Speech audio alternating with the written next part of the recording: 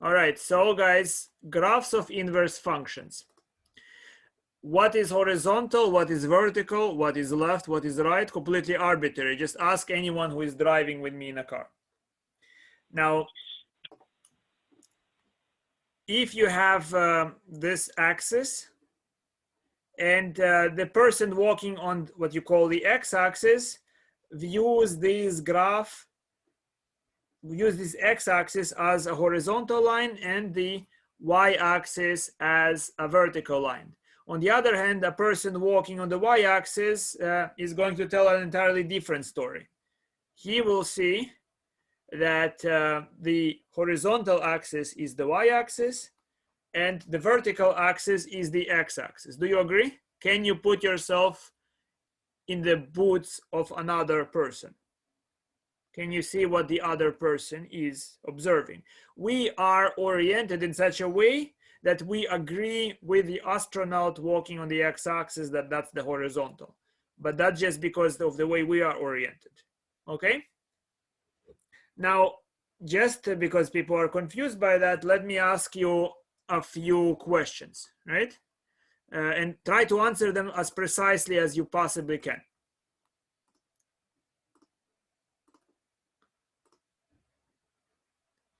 So here is this question, guys. When I describe the graph y equals x squared, either in person or through comments, would you please tell me what is that y and x? What is it that I'm really describing?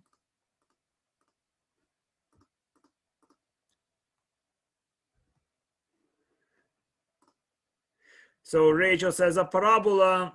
Yes, you can call that shape a parabola. Exponential growth, no, it's not exponential growth.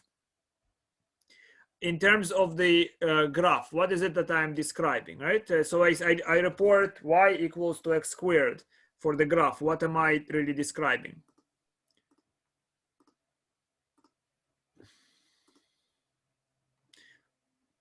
Well, line, not quite a line. The result of y. We see. So let's say that what you said is, you cannot say it's incorrect, right? But let me now maybe make a picture here, draw a picture here.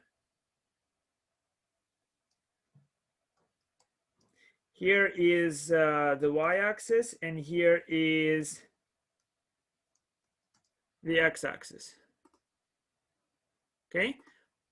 Now, what is if you are a stroller? If you're a stroller, you're walking on the x-axis, and you are looking at this monolith, like in that movie. You've seen Kubrick's movie, right?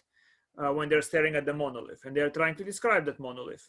Now, our monolith, you might say, is not as immediately interesting, but you know, we are just in the Super Mario world. We haven't yet advanced too far. Yes, exactly. 2000 Space Odyssey. So this guy, this intelligent monkey, is looking at this curve, and he observes what? What does he observe? Describe. Well, he looks up at it, and he reports y equals x squared. What is it that he is reporting? Because you are too much nominalist. You're saying y, you're saying x, but what is it that we are reporting? The distance. Maybe, again, the distance is a bit imprecise here. Distance between what and what? Distance is, you see, the distance between my home and this monolith, distance between what and what? What am I truly describing? Where is the x? Where is the y? Change in the terrain. He's reporting an observation. And what's the observation? Is that wherever he stands, that's position x. Wherever he stands, the altitude, that's his altitude. The altitude will be the square of the position of where he stands. So if he stands at the number 3, the altitude will be 9. If he stands at the number 5, the altitude is 25. And any other number, the altitude is the square of the first coordinate. So it's really the graph reported here. It's the set of coordinates. When you say y equals x squared, it's just another way of saying that the second coordinate is the square of the first coordinate. Notice in my explanation, I did not speak about x's or y's. That's just a matter of convenience. You see, you take x and y's to be too meaningful, like this mistake, the men, right? I think Aristotle or maybe Plato, I'm not sure, I can forget exactly who was responsible for that mistake, but you take the name to mean the actual thing.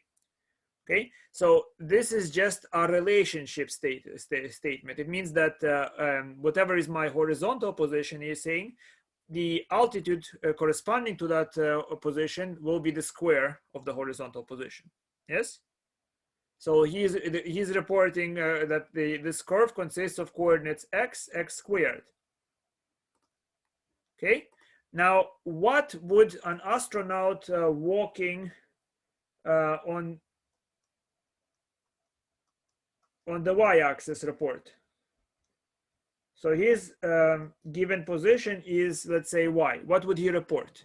Y is just a particular horizontal position, nothing more. What altitude will he report?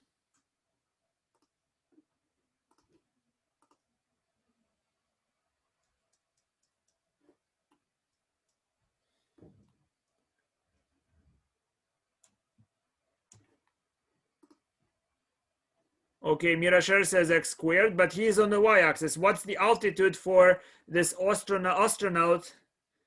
No, not y squared.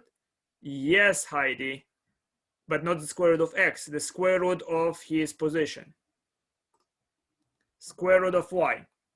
How do I get to x? I just take the square root of y, agree? So he is going to see, for a given y, he will see an x. What's the relationship here? Take the square root of y and you will get x, assuming x is positive. You see, take the square root of both sides of the equations, you get x. Good? So this guy, for any vertical position, I call it vertical, forgive me, right? For his notion of horizontal, when he's standing at some place y, he reports altitude equal to the root of that. Okay. If we agree to keep the same coordinates, like first report the x-axis and then report the y-axis, what do we see? We see root of y. And I'm trying to tell you that both graphs, both curves, root curve and the square curve are from the geometric point of view exactly the same. Do you understand? It's exactly the same. How do you see the quadratic? You just look up from the x-axis. How do you see the root function? Just turn your head like this. That's your horizontal now, right? Switch vertical and horizontal. Are you following? Guys, can you put yourself in another person's shoes? Can you see something from another point of view, from another perspective? Can you? Right? So for a person walking on the y-axis, the vertical is this curve. Yes? We're gonna put it to good use. So what does it mean, right? So how do I see the graph of the inverse in general? So you understand, if I have the graph y equals to f of x, that means that I see some curve that looks, let's say, like this, where this is the x-axis and this is the y-axis. This same curve can be used to view the graph of the inverse function. Inverse function is just undo function. So take f inverse of y. That would be f inverse of fx, which is x. You understand? So if I see the curve x f of x, then that corresponds to the same set of points as f inverse y. Do you understand? So it's important. I'm going to now in a moment check whether or not you understand. Yes? Is this so far good? So they represent the same set of points. And it's very similar to language. It's like I might say, I am giving you an exam. Or which is my brother. My brother always imitates me doing that. The exam will be given by me because I always like to speak in passive words. Things are done or carried through or come to existence, but I am not responsible, right? So I would never say that I will fail you. I will say you will fail by my hand, or right, you would have. How should I say? You would have fallen. Yeah, you don't find it funny. All right, neither do I.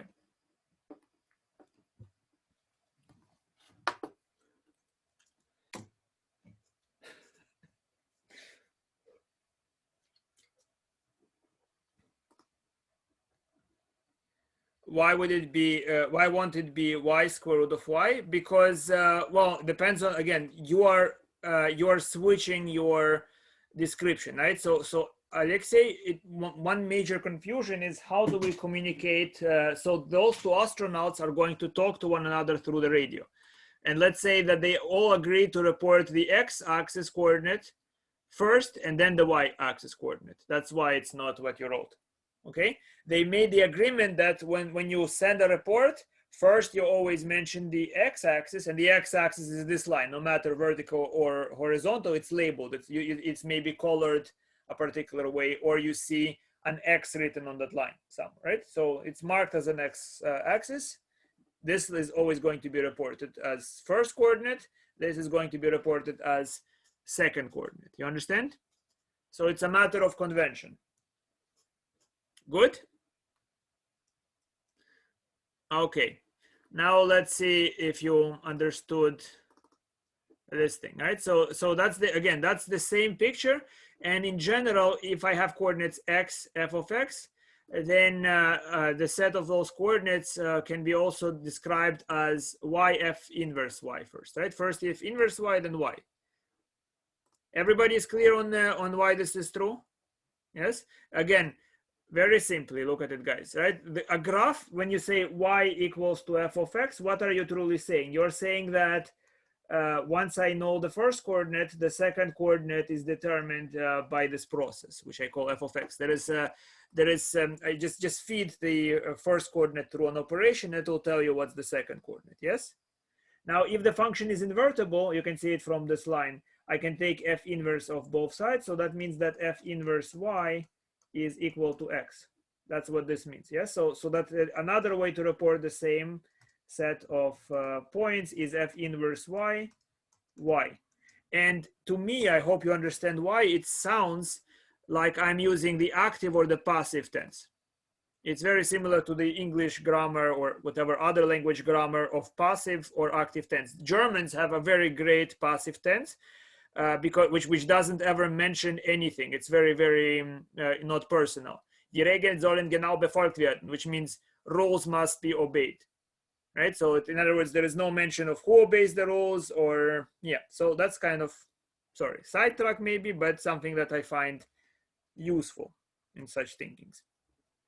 Everybody is clear why this and that are describing exactly the same curve. Right y or yes or something, so I know that it's clear for you.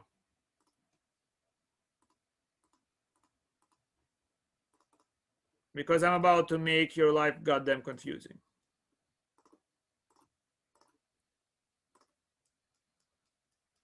Yes.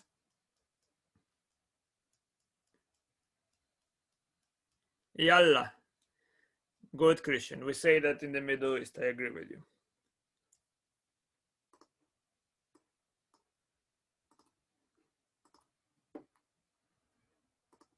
So let's get going.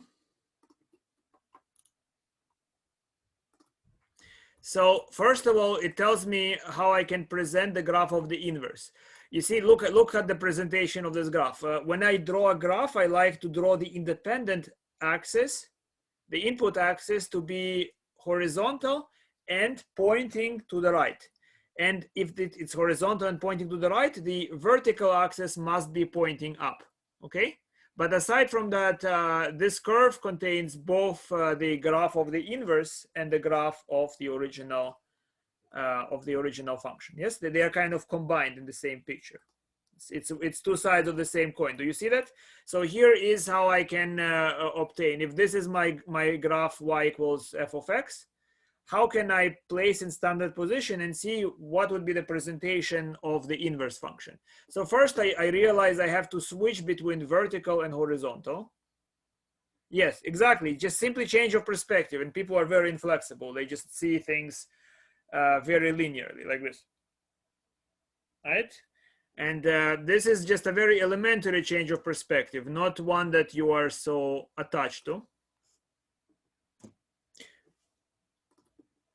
So what must I do if it's polite to present the graph where the independent axis is supposed to be horizontal? So let me maybe emphasize that let's say this axis in this picture, that's the presentation, that's the graph for the original function. This is pointing up, and this here is pointing to the right. Okay, so now if I rotate it by 90 degrees clockwise, now what happens? Now the blue axis is vertical, but it's pointing down. Do you see that? Zoheb, it's great that you came. Don't need to apologize. I'm just happy you joined. Okay, so and the horizontal axis is now what used to be the vertical axis. You all see that? Now this picture is still not polite. Why is it not polite? Because we have the vertical arrow pointing down. I want it to be pointing up. So what do I do? Well, simply this. Reflect in the x-axis. If this sheet of paper is if I have this sense pointing down, flip it, and everything is great. Flip it.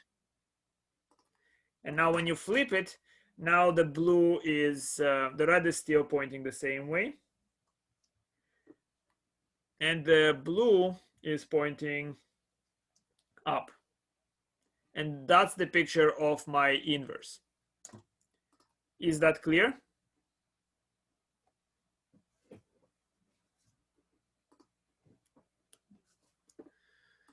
Yes. And you, butterfly, is it clear to you? Why did I rotate?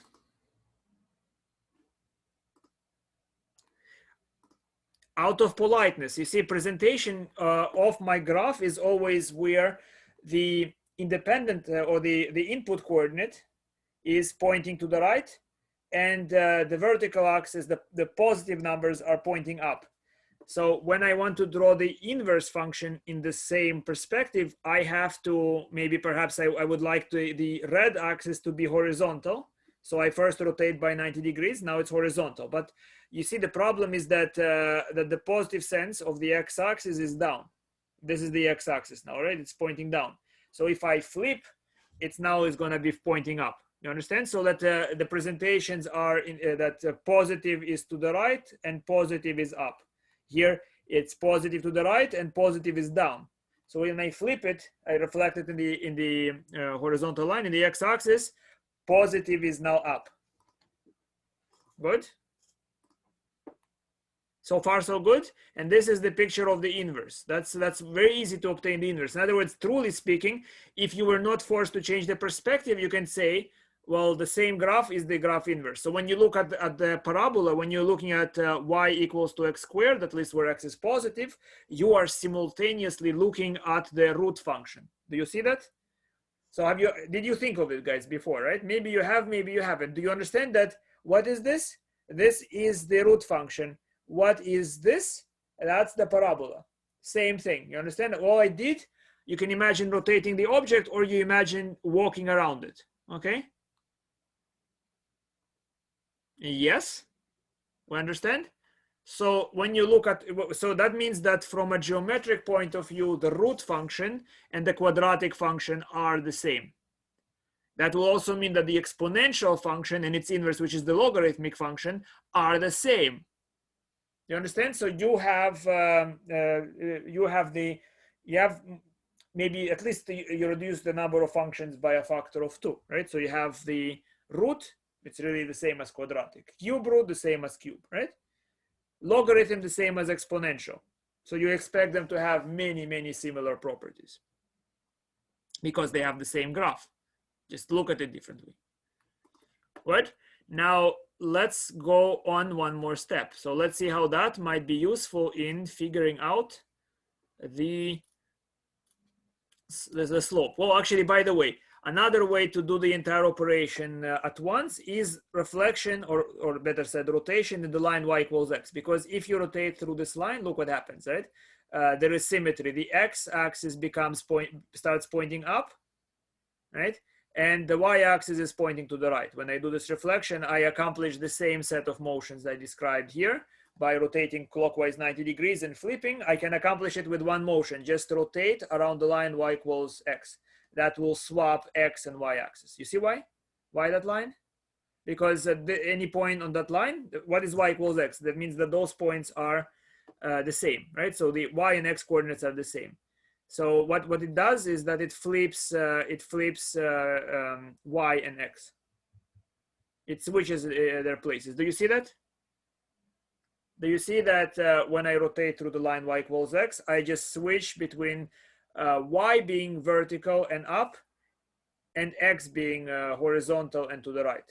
They just switch, and x takes the same role as y. It points up and y will point to the right. And that's all I need to do to produce the graph of the inverse in standard form. That's why you say the graphs that's why they say in your previous calculus books that the graphs of y equal to f of x and y equals to f inverse x are symmetric about this line y equals x. They're just rotate one and then you get the other. Now, when you say eat, the eat is what's one to one. So it's the same graph. One to one, you might say what's one to one. Every transformation, every isometry, it's called, that preserves distances. It's of course a one-to-one operation. So James, be careful with the word eat. Very many people use it too many times, and that causes confusion, right? Because what is eat? Okay, guys, are you ready? Here is, I'm sure you will be confused, but don't worry. I will show you another dumber way of doing the same thing. You might be then upset, why didn't I show you the dumb way first? But I'm trying to build your graphics card. Okay, this perspective has many useful ideas. So here, let's go back to the idea. Here is y equals x squared, right? Y equals x squared. And you see those astronauts are communicating with one another, okay? Now they look at this curve and both of them see the same tangent line at this curve. Do you agree? It's the same tangent line. Because I mean, you see you're saying, well, this purple line is touching the curve. This one is saying, Roger, this purple line is touching the curve. You agree? That means that they think that the same tangent line works, no matter from what perspective you watch it, right? You look at me very strangely, right? Perspectives agree.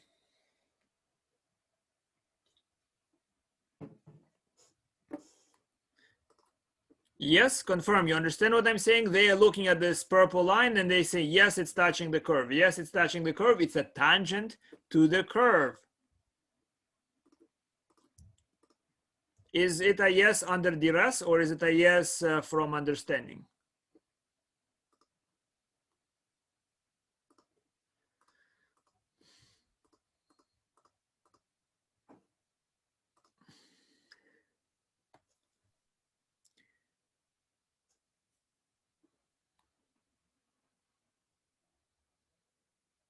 Understood. Yes. Carolina, yes. Hadi, yes. Good. Now let's check how well you understand. They agree on the tangent line. They see the same line touching the curve, right? What's that song? Sweet Carolina, right? Touching you, something. I forgot what the word goes. Yeah, so we all agree.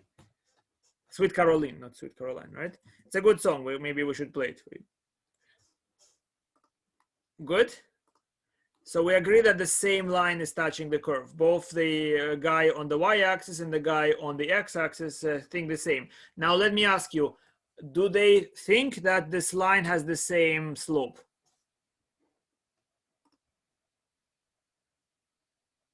Yes, Christian.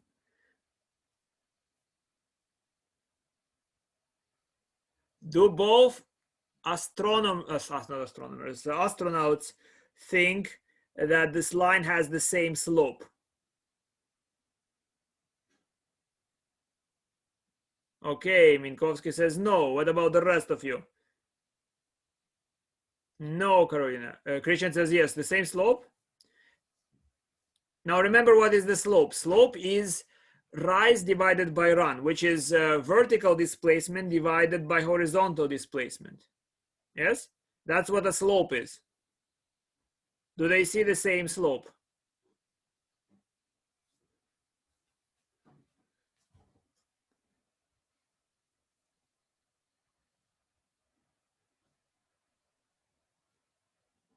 Well, rise over run. Okay, so good. So currently says it's negative in the other direction. Well, let's be careful here. Let's see. The reverse slope, what is the reverse slope for? Reverse is a bit vague. Maybe you have the right idea, but you use reverse and I don't know what you mean by that. So opposite to weird. What's opposite derivatives?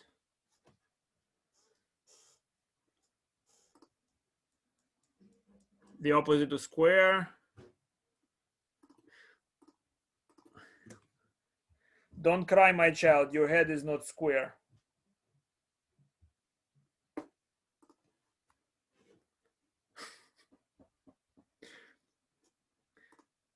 Which in Russian means you're not stupid.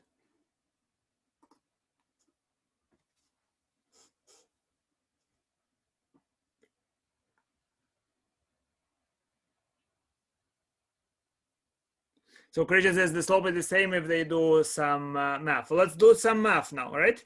So the slope of this tangent line, from his perspective, he sees y equals x squared. Agreed? He sees y equals x squared. So this astronaut on the x-axis reports slope dy over dx. Do you agree? Dy over dx. That's why Leibniz notation is so great. Dy over dx. What will be the astronaut on the y-axis? What slope will he be reporting at the same point?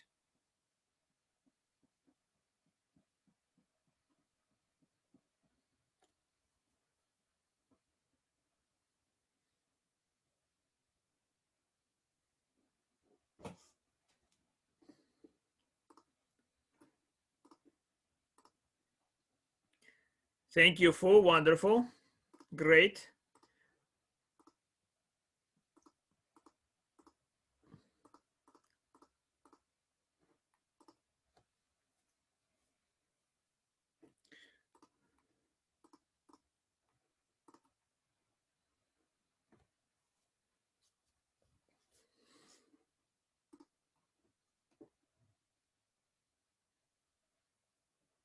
Okay.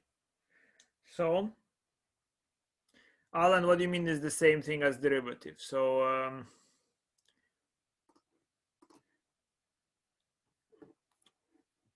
come on, guys. Think about it. Very simple. What's vertical for this guy? What's horizontal for this guy on the y-axis? You measure vertical divided by horizontal. That's your slope, right? Put yourself in his shoes. It's a good exercise, right? That's how you because if you reason only from this type of perspective, which is exactly what happens in this, well, actually not just this country, it's happening everywhere. People are presented with, I'm not gonna go there. I'm trying not to go outside too often because I'm very pissed all the time whenever I see people.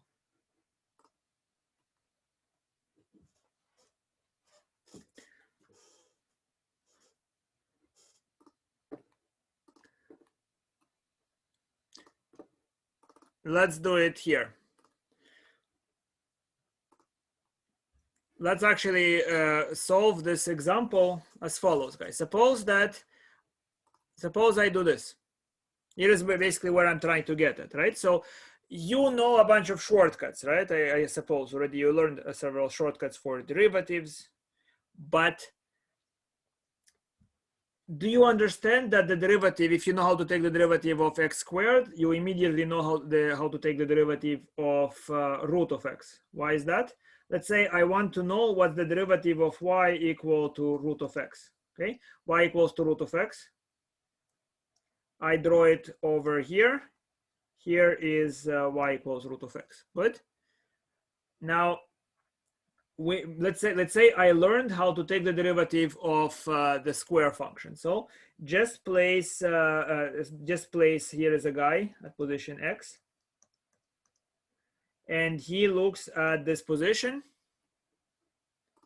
and sees a tangent line. Yes, he sees a tangent line, and for the tangent line he sees horizontal displacement, and he sees vertical displacement. The vertical displacement is dy, horizontal displacement is dx. Yes, that's what he's calculating, right? So we are interested in trying to find out what is dy over dx. Good. We're trying to find what is dy over dx equal to. Again, I mean, I hope you understand. You can think this way, right? So I verified that I can take derivatives of x squared. Think about the power rule, guys. I hope you haven't memorized anything. Can you still derive the power rules? I gave you my blood. I showed you that story that I hope you still remember, right? Oscar Wilde's Nightingale and the Rose. So that should be enough for you to know how to take derivatives of x to any power, x to any integer power. But what about root? How do you do that if you want to establish the formula? So then what you do is you place an astronaut on the y-axis. He sits at the y-axis, and he looks at the same curve. What curve is he gonna see? He is seeing the curve x equal to y squared. Do you agree? The astronaut here sees the curve x equal y squared. Are you with me? Do you understand that that's the, if this one is seeing y equals root of x, this one will be seeing x equal to y squared. Yes? And we know how to calculate. First of all, yes. I mean, you haven't confirmed. Maybe you're just staring at me. Yes or no?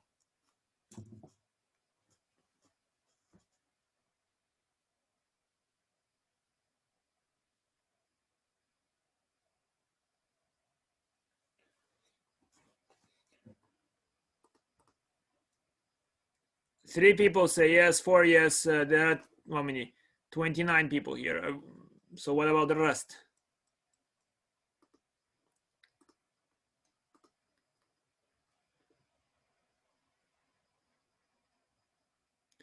Okay, Muhammad just stares at me. Well, I am pretty. I understand. It's interesting to stare at me. But the math is even more beautiful than me. Can you imagine? So look at it. Just square this power, square both sides of the equation. Assuming x is positive, I haven't really lost any information. So that would be y squared equal to x, yes? So the guy sitting on the y-axis is seeing the graph x equal to y squared. Presuming that I know how to differentiate y squared, I know that dx dy equals to y, yes?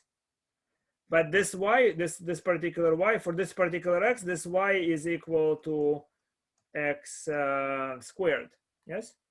So what is dy dx? Dy dx is the reciprocal of dx dy, right? Dy dx is 1 over dx dy, which is 1 over 2y. But what is y? Y is, look at it, y is this thing, not x squared, sorry, it's the root of x, right? Y is root of x. So the answer is 1 over 2 root x. Look at it. I just used geometry to establish that the derivative of the root function is 1 over 2 root x. Do you understand? because it was the same curve. So let me try to tell you this perspective. You don't need it for this class, but when you go to Calc 3, definitely if I were teaching that, or if you approach differential geometry, you realize that slopes are very inefficient, right? When you talk about geometry, slope is not capturing anything. You look at it. This line could be horizontal if the point of view of the camera is parallel. If I set my axis parallel to this line, right? I can have a horizontal axis. If it's a x-axis is parallel to it, this line is horizontal. If the x-axis is perpendicular to it, this line has no slope. You just, from the perspective of geometry, you only have one line. And you see, from the perspective of geometry, no matter how you look at this curve, if you remove the coordinate system, you're seeing exactly the same curve, right? But once you impose a coordinate system, you can you now have different slopes. Understand?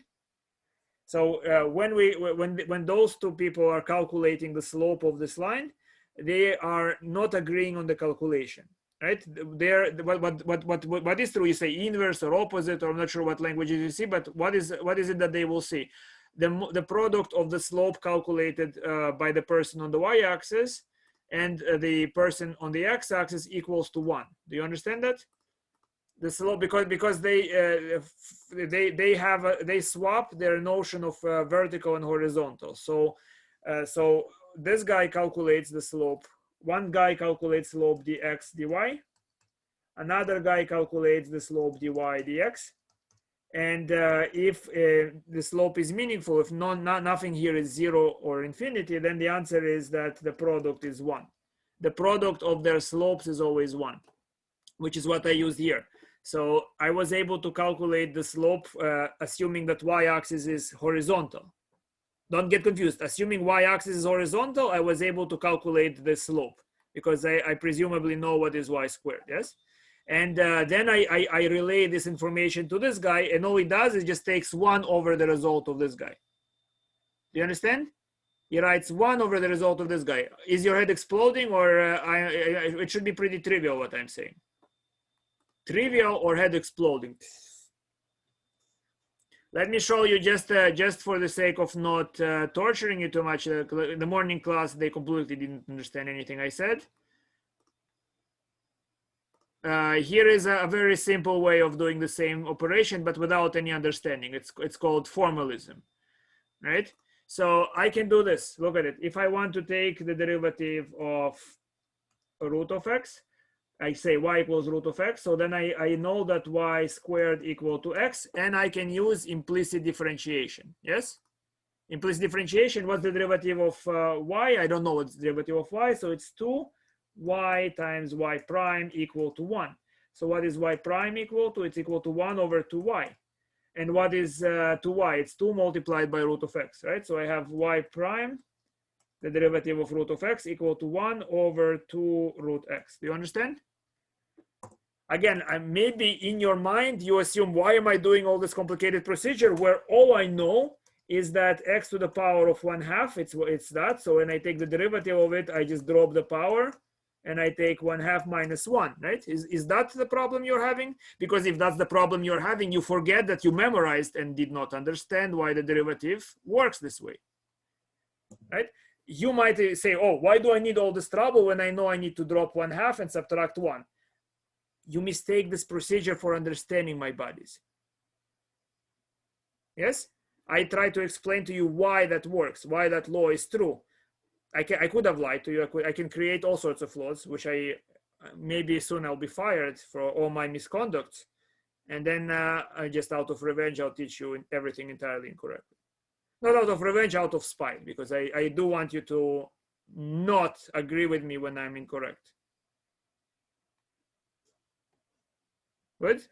You wanted to have this. That's what I hope I leave with you, that you would not agree with a person that isn't correct, even if he has a Nobel Prize. You will not agree with somebody who is not correct if you think that he's wrong. You might take his opinion seriously. You might be worried about the mistakes in your head, but try to think for yourself. Or be a cow.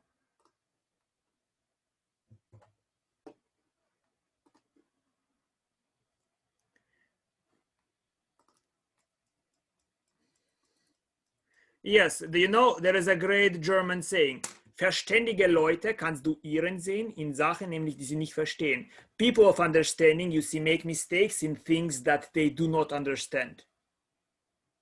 Right? So it's not just this mathematics, you don't care, many of you, is it 1/2 there, but this type of thing is extending everywhere else. Everywhere else. Let's now see if you understood this idea. You can do it implicit differentiation if you prefer, or do the geometry. I would like you to be able to see both, right? Implicit differentiation is just a calculation. There are several aspects there that you might not be seeing, what justifies the solution. So please, would you tell me what is the derivative of the natural logarithm?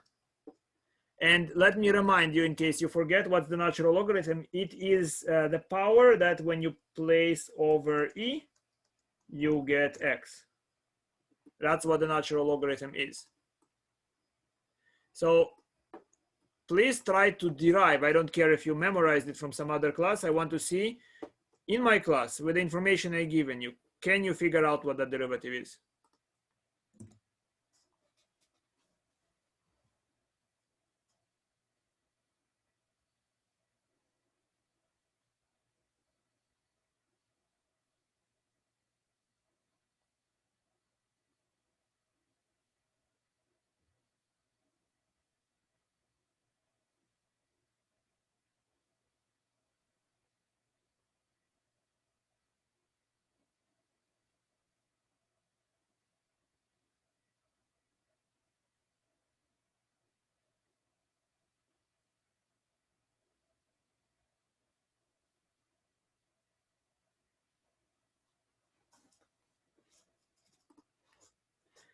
Nassim, brilliant. I hope not from Google, but from your reasoning.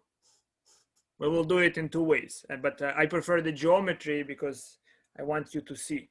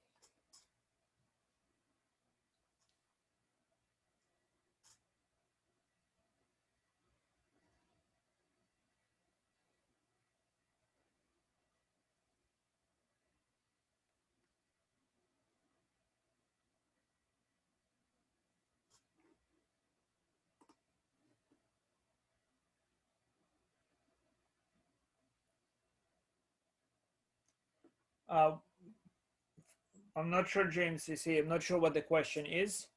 Why isn't it just x? Maybe you forgot to report it from another's perspective. You might be right about just x, but I mean not right. But if you did the geometry, then you will see that something like this pops out. But the answer is not x.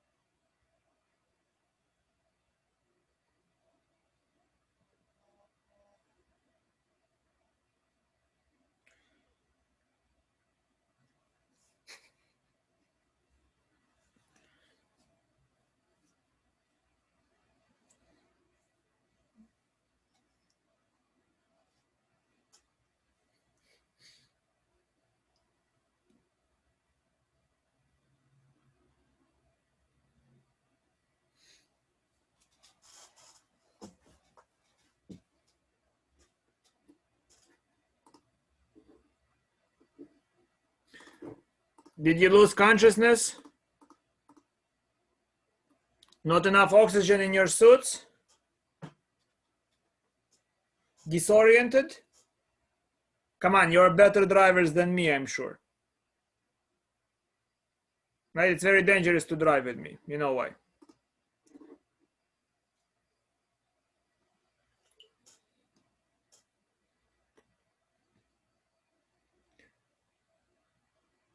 All right, let me show you one blind way of doing that. I'll give you a hint. It begins with. I'm waiting. I'm not gonna answer the question. I'm gonna give you the blind way out. Like you are now Al Pacino in The Scent of a Woman. Hoo-yah, right? So you're driving blind and not knowing where you're going, and it begins with saying y equals to ln x. Can you continue it from there? Do you remember ln x is the power that you place over e to get x? So what can you do with it? What do you do to both sides?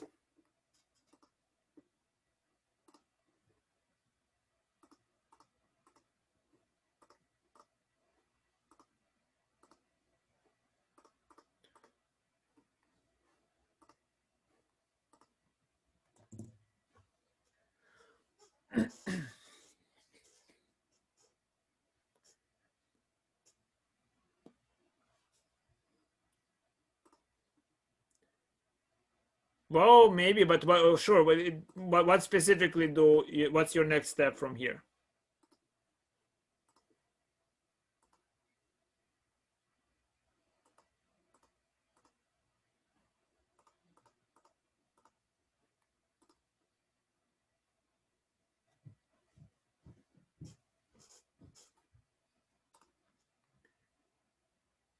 It is a form of log.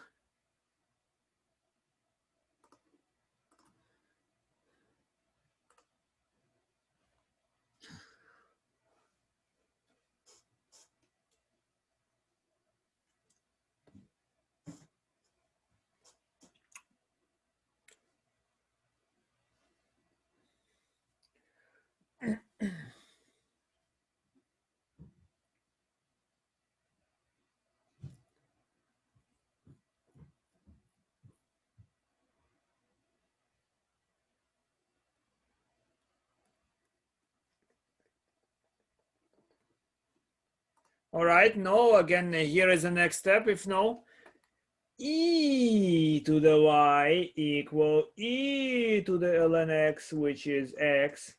What now? And y is ln x here, right? So I want to find the derivative of y. Come on, come on.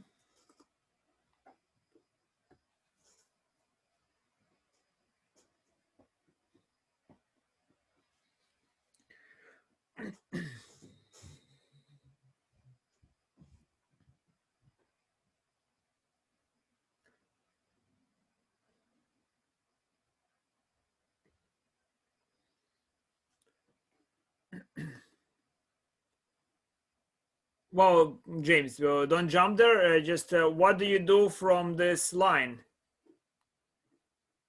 It's e to the y. It's implicit. You can do implicit differentiation. Right? Let's start simply. Implicit differentiation. It's an equation. E to some power, some function equals to x. I know how to differentiate this part, and I pretend that I know how to differentiate y. So what I have is e to the y dy dx, or y prime, whatever you like calling it, equal to the derivative of x, which is equal to 1. Well, yes, y is log base e of x, exactly. That's that, you just call it ln. It has a special name in calculus. Yes? Go on. Go on.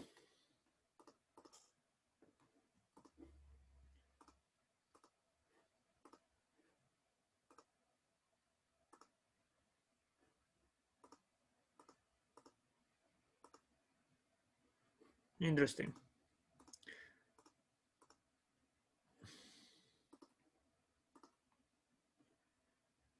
Yes, Minkowski. But so by this, guys, how do you complete this problem? So then what you have is dy dx equal to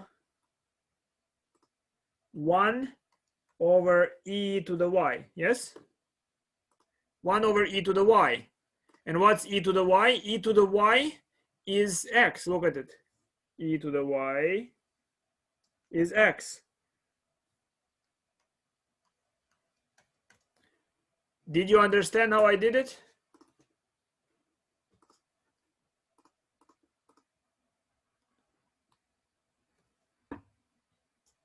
Guys, do you understand by implicit differentiation how I did it? Mind blown? Why? When you see me do it, but where do you stop? You see why you see, here is what happens. I do things because there is philosophy in the back of my mind, right? And what's the philosophy when I do that? I say, well, I do not know what's the derivative of y, but let's assume it's a differentiable function. What do I know about this y? I know if I take e to the y, I'll get x, and I know how to differentiate both sides here, right? If it's a differentiable function, it's chain rule on my left, and the derivative of x is 1. And I do the chain rule pretending that I actually take the derivative of the inner function of y, and then just solve for it using implicit differentiation, right? So I did now, this is what I call blind solution. But I don't understand why that should work. I just, for whichever reason, I just decide to believe that this is a differentiable function. You understand? So I believe it's a differentiable function. And if my belief is true, then I know what's the derivative. That's how I solved it using implicit differentiation. Good? Everybody understands how I obtained this solution?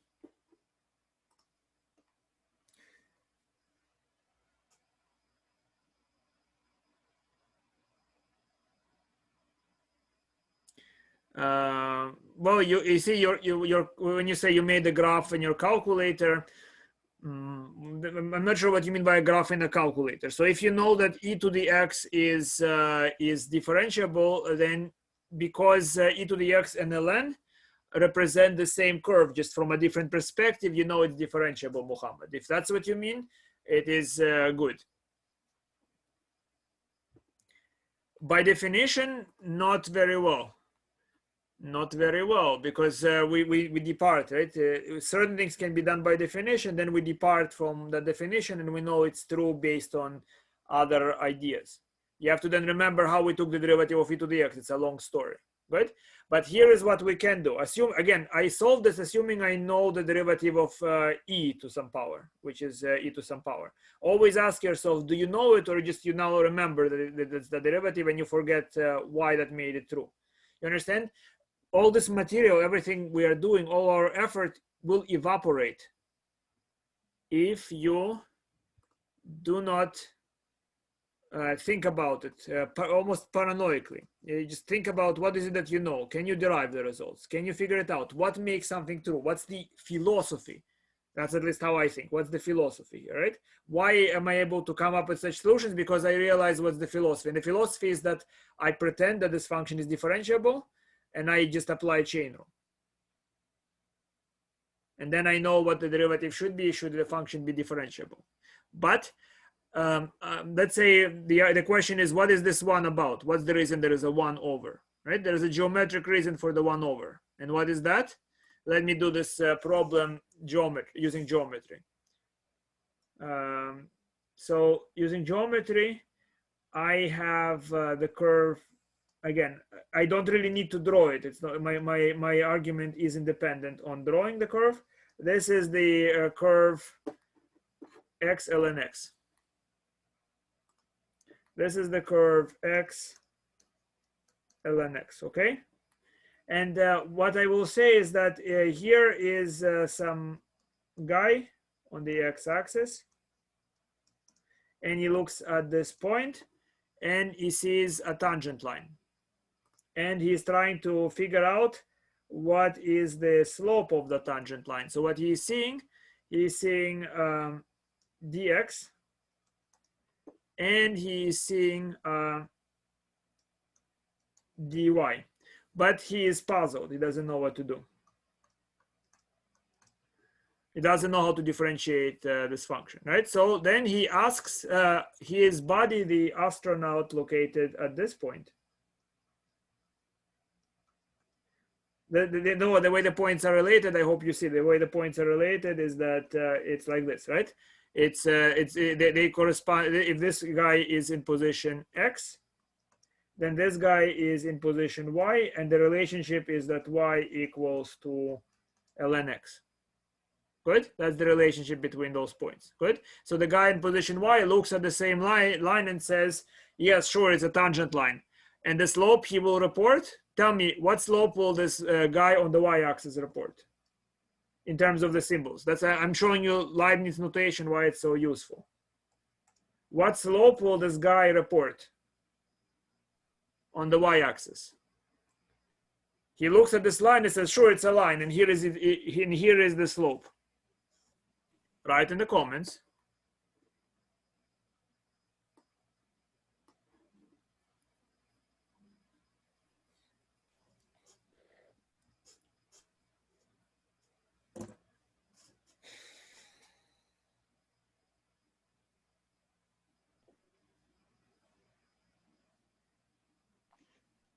Okay.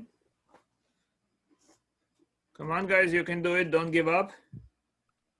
The question is, what slope will you report? Yes, communication in space can be difficult. What slope is the guy on the Y-axis reporting? When they are staring, both of them are staring at the same point. They are staring at this point, and they're seeing this tangent line. The guy on the Y-axis reports what slope?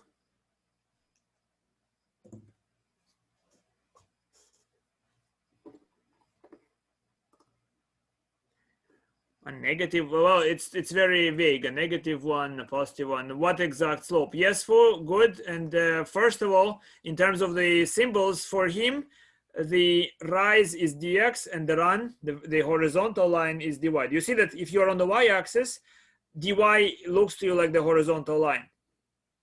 Yes, guys? Can't you see this perspective? It's at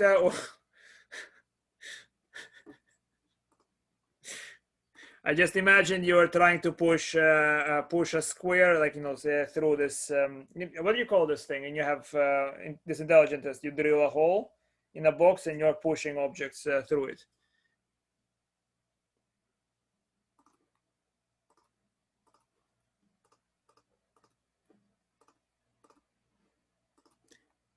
He sees that vertical is dx, horizontal is dy. So he is reporting, so this guy, look at him, he thinks that the slope is dx dy.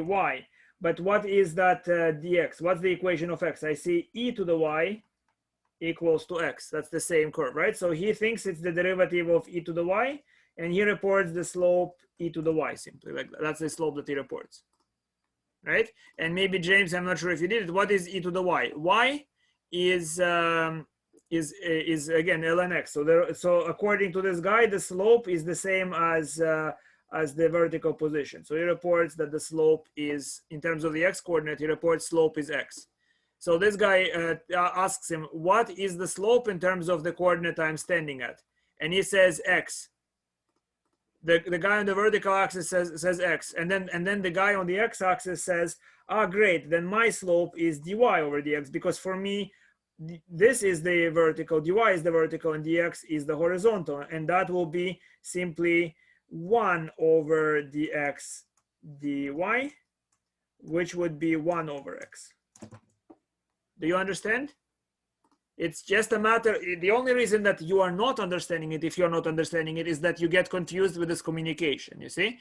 Horizontal, vertical, it's very confusing, right? And I have many nightmares like this, I told you, right? A very typical nightmare for me is that I fall in a manifold, a very complicated thing, and I try to keep track of my orientation, and it's very disorienting because things that are inside are twisted outside, you understand? So you have all sorts of very strange transformations if you are flying in a 4-dimensional space. So it's very nauseating. I can show you somewhat pictures of that, right? So you cannot, in a four-dimensional space, it becomes very difficult to understand what's inside and what's outside. It's very confusing. Can you imagine that?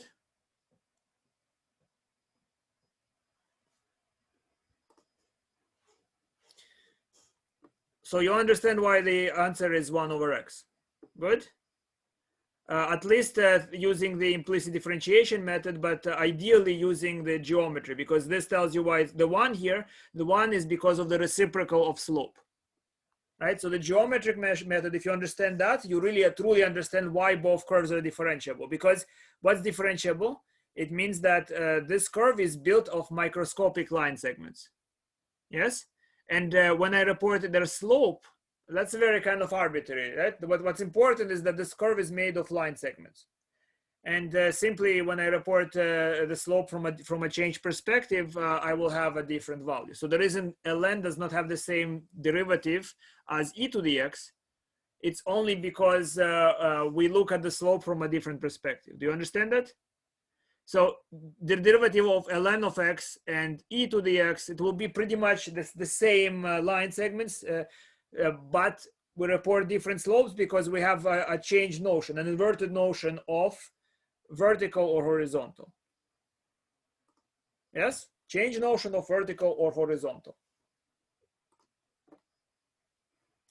Help me do this now. First, remind me please, what's the derivative of, let's say, 5 to the x? I'm not sure if you remember. And establish why that derivative is what it is. Remind me, what is the derivative of 5 to the x?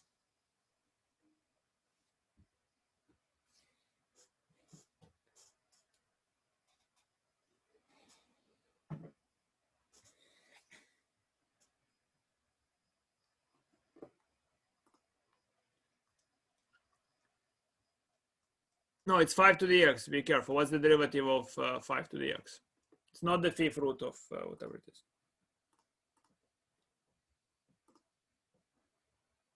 So Brandon says derivative of 5 to the x is again 5 to the x. Is that right? And somebody says 5x to the 4. No, fool. No, you're mistaken with x to the 5.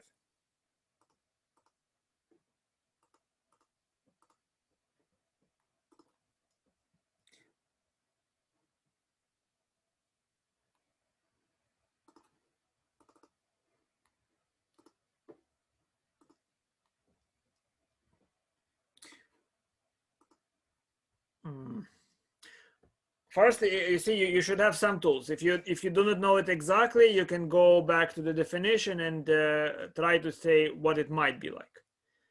But we can actually answer it exactly.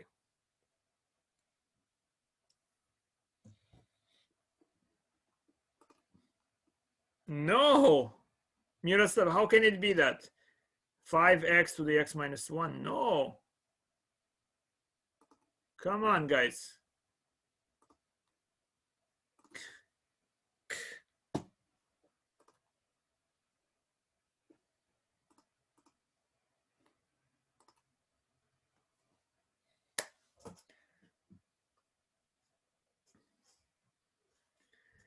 That's why I dread teaching calculus. Next semester, it's again the same thing.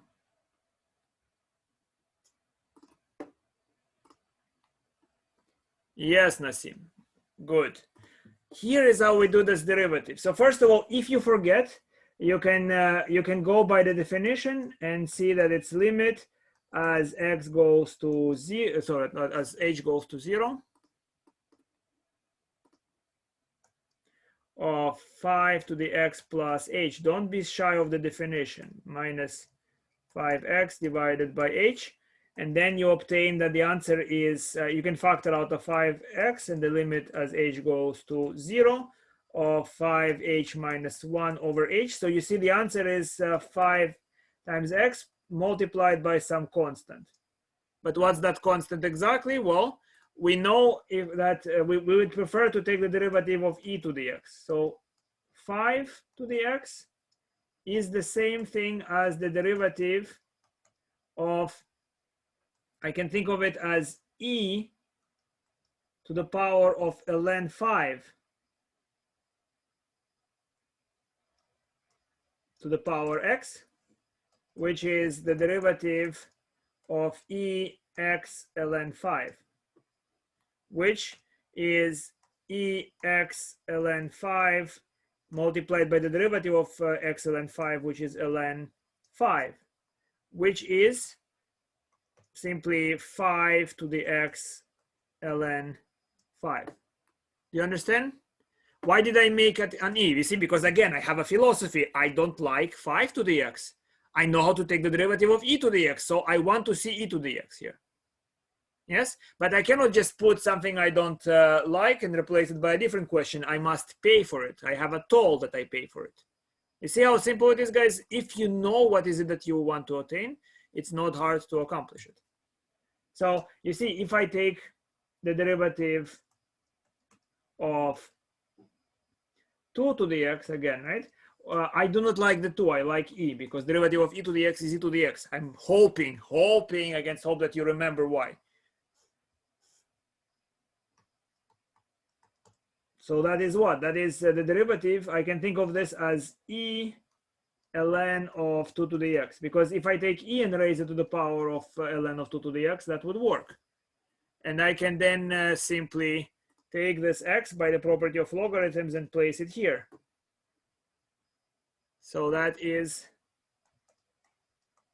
the derivative of ex ln 2, which is easy to differentiate because I have chain rule. It's e to x ln 2 multiplied by the derivative of x ln 2, which is ln 2,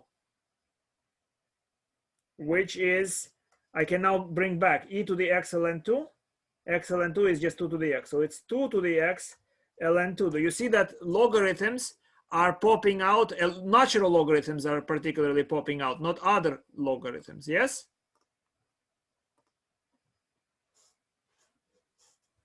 Now help me with this problem, guys. I want you to take the derivative of log base 2 of x. It's now, here is a new question. We never solved it before. I want you to figure out what's the derivative of log base 2 of x.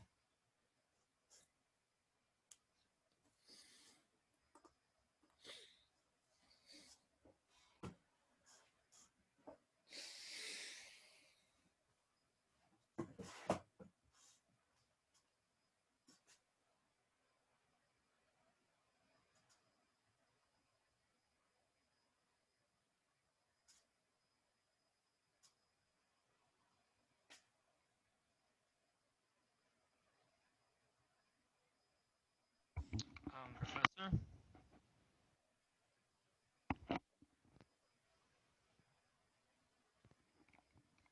Professor? Yeah, what's up? I don't understand how you got from e to the power of x ln of 2 equaling to 2x. How did I get in the previous question? Yes, how did I do what? I get from e to the power of x ln 2 to 2 to the power of x. Because x to the power of x ln 2, that's what we did. We took the derivative of 2 to the x. So what is 2 to the x? It's the same as e to the power of logarithm. In other words, it's e raised to the power that e has to be raised by to get 2 to the x. And logarithms has this property that I can move x out. I did it in two ways. Previous way I did it, I just took the e and e to the power of ln 2 and then to the power of x. Here I do it another way, right? I got you. So I put the x here. So this formula, you see this formula is the same as 2 to the x. Good? I just then simplify it back. Again, back to derivative of log base 2x. Okay, what's that? Derivative of log base 2x.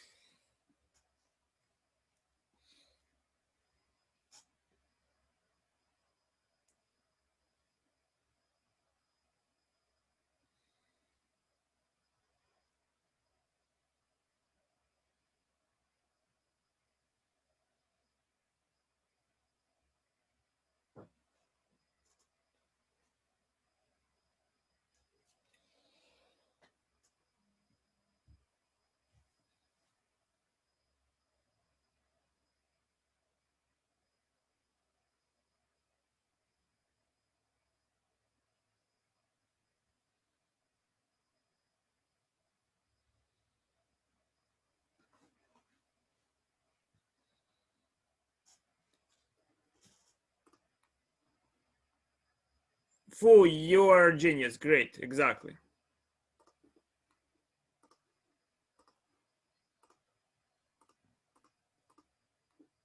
Come on, guys. You can do it by implicit differentiation or by the geometry. Here is a hint for the implicit differentiation. Just do this. First begin y equal to log base 2x. Okay, now what?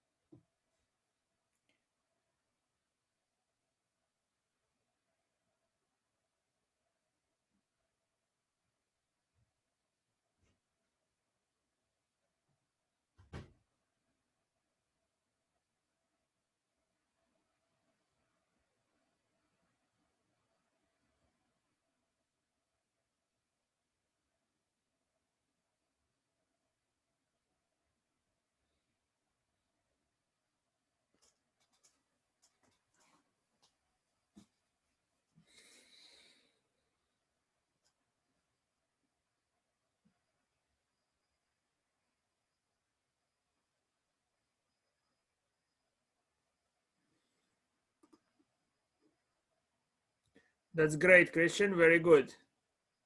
Well, I mean, yes. Just be careful with what you wrote. You wrote something slightly wrong. 2 to the y, but why is there multiplied by ln? You might be mixing up. No.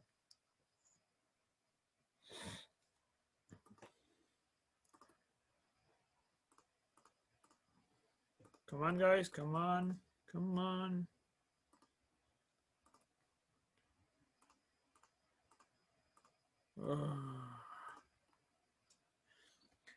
All right. So what do I want to do here? I'm assuming that you see this means replace it over 2 and you get x. So I take 2 to the y and I get x. Yes. Why is this thing? You place it on top of 2, you get x. Now what? Now what? You see, look, is it difficult?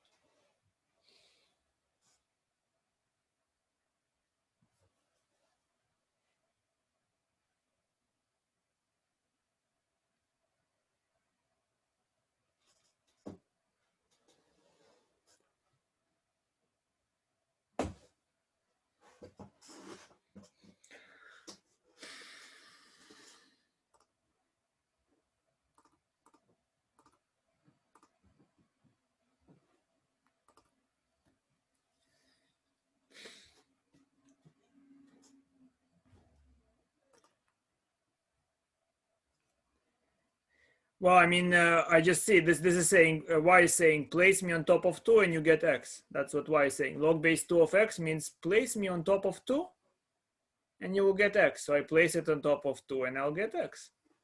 I just follow the tag.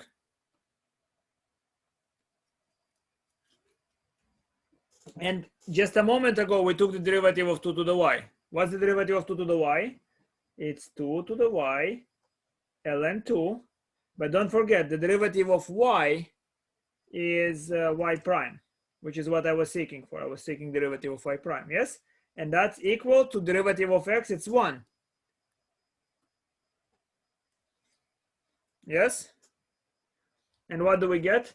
We simply have now that y prime is equal to 1 divided by 2 to the y ln 2. But what's 2 to the y? 2 to the y is x. So the answer is 1 over x ln 2. Was it difficult? No. Right? Does it take 30 minutes? No, it doesn't, right? It's immediate. So let's try another example, see if it's better there, right? So tell me, please, well, use this idea to tell me if y equals to the fifth root of x. Tell me what's dy dx using that idea. In other words, assuming that we know how to take derivatives of only positive integer powers. You made a mistake, a small mistake. You forgot that the derivative of y is not known. It's y prime, Christian. Don't worry. Now find the derivative of y for the root 5 of x function, please.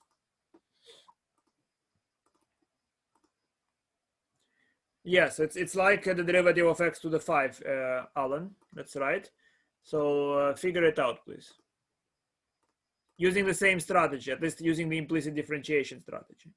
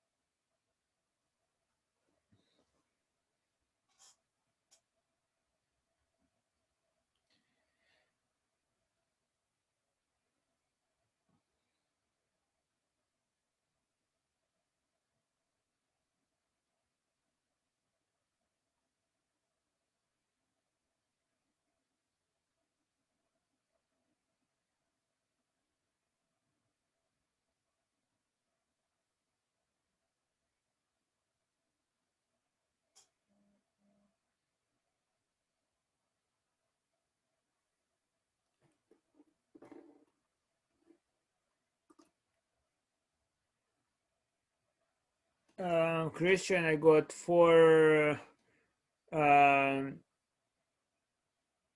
Well, just rewrite it. I'm not sure. Just write it again because it should be something of x.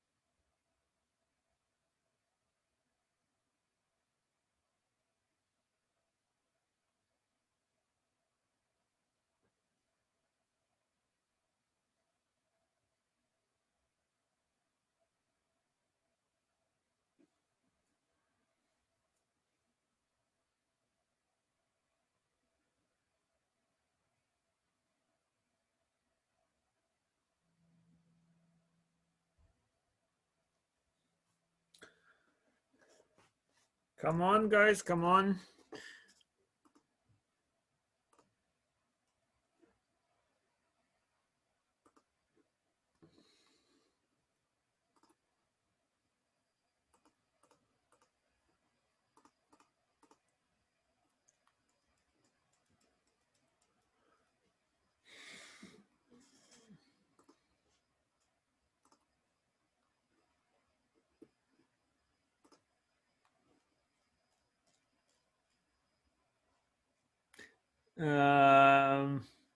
What is it? X? Yes, I think you have it. Mirsabirov, yes. So you see, one other thing is that worries me. I hope you understand what we're doing. You might think, don't we know already how to take derivative of the fifth root of x? I mean, you would say, isn't it the same thing as x to the power of 1/5? So isn't the derivative immediately 1/5 x to the power of minus 4/5, which is the same as 1/5 x to the power 4/5, right? Isn't that so? Why is this guy making us so confused? Why is he making something so simple so complicated? Well, no, you could no. I'm not saying that's what you. I'm just asking you. Do you understand what am I even talking about? Yes, guys. This is memorized formula. So you might say, yes, I'm making it very complicated because I'm trying to make you understand why this memorized formula is true. If you just apply this formula, you have no understanding why it's true. Big deal. Do you follow what I'm talking about, guys, right? And we have very kind of boring few examples where we'll have inverse trig functions. Right now, I could only offer logarithm as something entirely new. So what is the derivative of y? Well, easiest thing to do here is take y to the power of 5. And if I take y to the power of 5, I'll get x. So 5y to the power of 4 dy dx, assuming I don't know how to differentiate it, is 1. So dy over dx is 1 over 5y to the 4. And what was y? Y was the fifth root, right? So it's 1 over 5 the fifth root of x, it's the fifth root of x to the power of 4. That's the solution, guys. So let's solve a few more problems here. Try to finish this lecture. Here is the general formula for the derivative of the inverse. I go through it. Now, I would like you to carry out the following calculations, guys. A, B, C, and D. So let's do A, B, C, and D.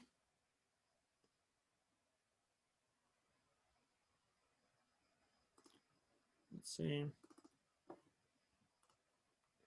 So A, we want to take the derivative of ln of what was that? X squared plus sine x.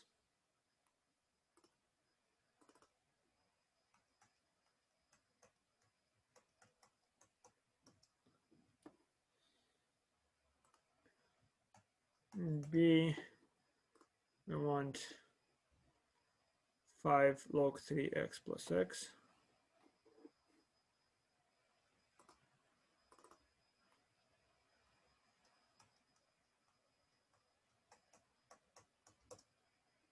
Okay.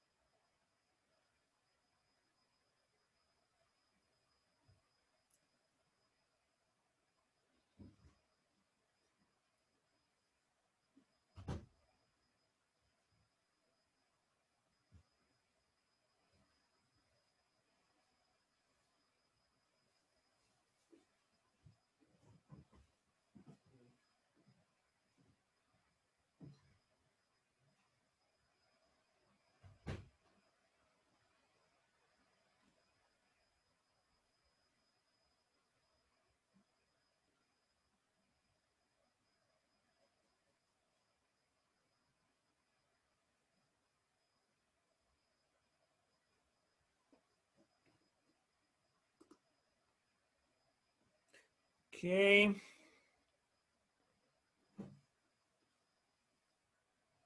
Yes. Yes, Christian, good. And Joshua, there is some mistake there. And Muhammad, I think you have the right idea, but you want parentheses, otherwise it might be misinterpreted. You want parentheses around numerator and denominator. Other than that, you're correct.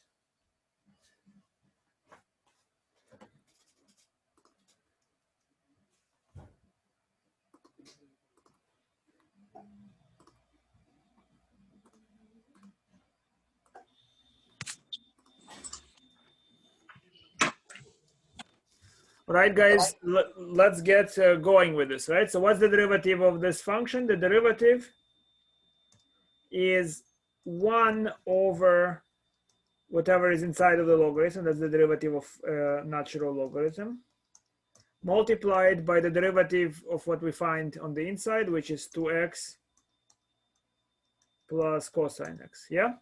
Which I can place in the numerator. So you could have written it as simply 2x plus cosine x divided by x squared plus sine x. Good? Now do this one. Derivative of 5 log base 3x plus x.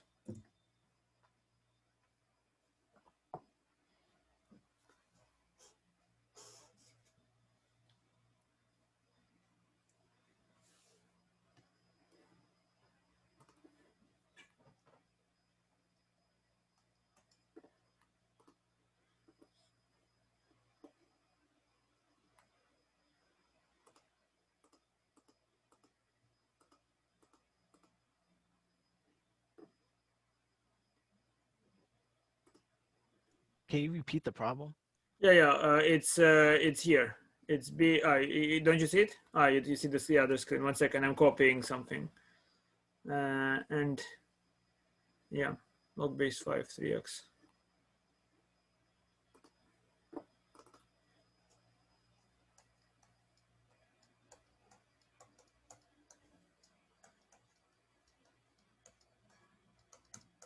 So the problem is here.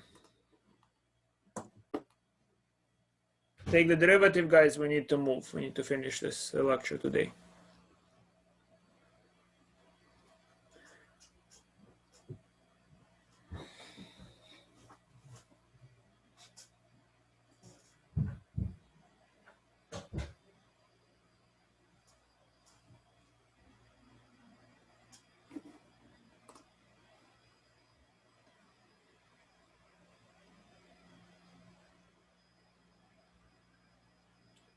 Oh, so we're solving. Can you see the screen, guys? Can you see 5 log base 3 of x plus x? We're solving this thing. Yeah, go ahead quickly. We have just a few minutes left.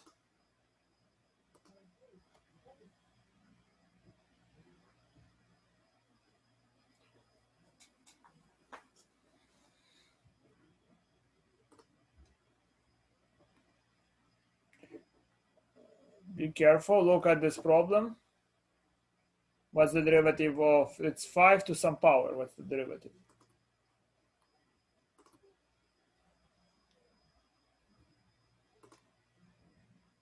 Yeah, good.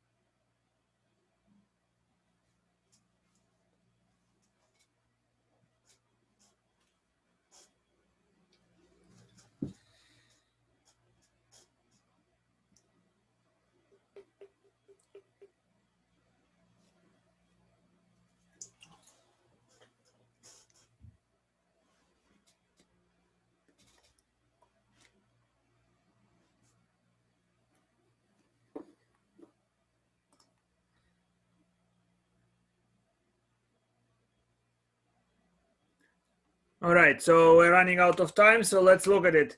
What's the main operation? It's 5 that has swollen all that stuff. It has swallowed, sorry, that stuff. So the derivative, it's 5 log base 3 x plus x multiplied by the derivative of log base 3 of x plus x, which is 1 over x ln 3. Derivative of logarithm is 1 over x ln of that base, plus the derivative of x is 1. Yes? Do you understand, guys? It's not so hard. It's just procedure here. I forgot. Derivative of 5 or whatever it is. It's there is an ln of 5 here. Forgot this one. Derivative of 5 to any power is 5 to the power ln 5. Yes? Not too confused, right? Derivative of a to the power of x, it's a to the x ln of a. Good?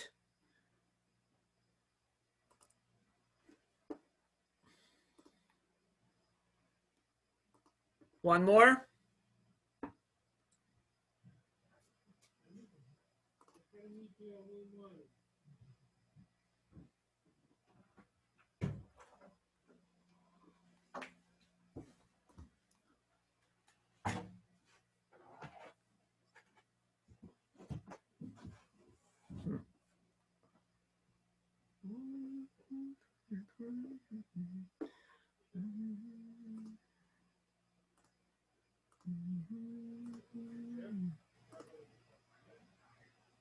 Why is it x over x? This is log base 5 of 3x, log base 3 of 5x. They're not the same base logarithms.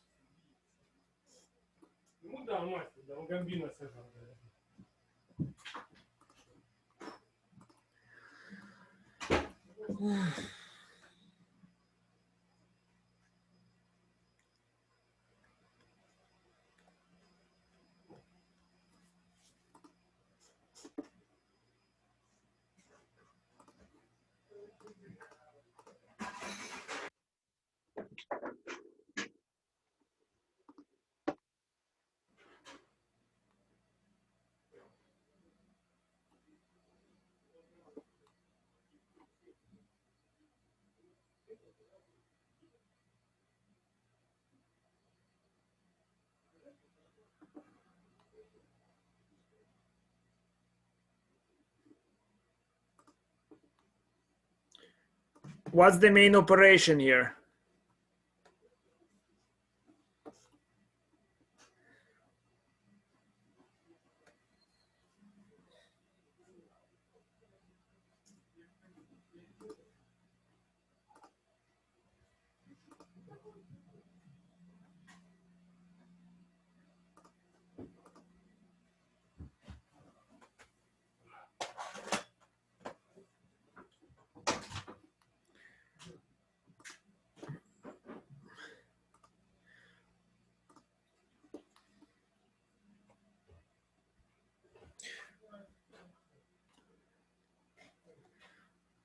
Well, guys,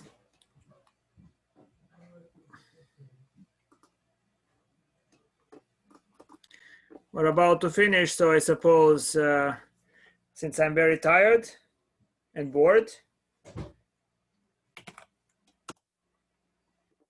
let's finish with a song.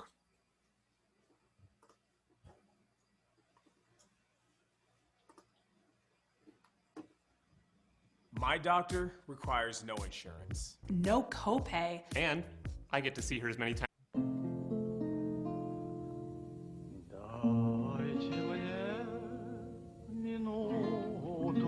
Give me 1 minute.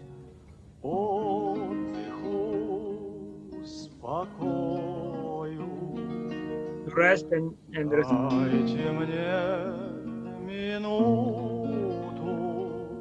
Give me a minute to repose my soul.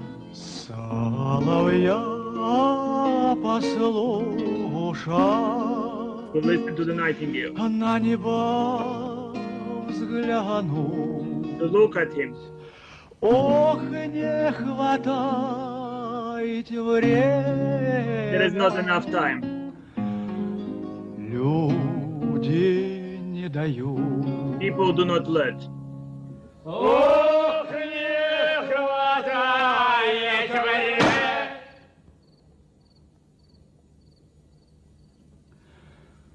Не хватает время, люди не дают, а дают мне люди до смерти заснуть. But they let me fall asleep to death. Варя, до смерти заснуть. Good night.